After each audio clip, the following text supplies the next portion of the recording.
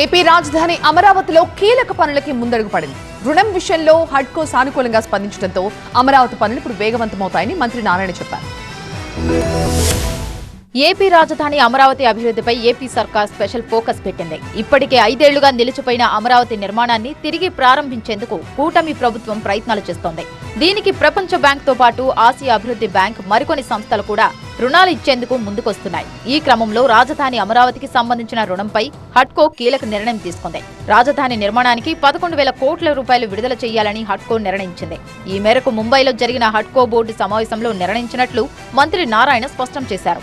రాజధాని అమరావతి నిర్మాణానికి హడ్కో ద్వారా 11,000 కోట్ల రూపాయల రుణం కోసం తమ ప్రభుత్వం సంప్రదింపులు జరిపిందని మంత్రి గుర్తు చేశారు. ఈ సంప్రదింపులకు హడ్కో సానుకూలంగా స్పందించిందన్నారు.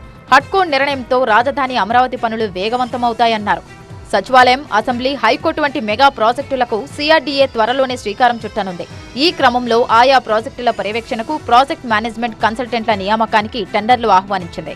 ఇప్పటికే సచివాలయ టవర్లలో నీటి తోడివేత తుది దశకు చేరుకోవడంతో పీఎంసీలను నియమించనుంది.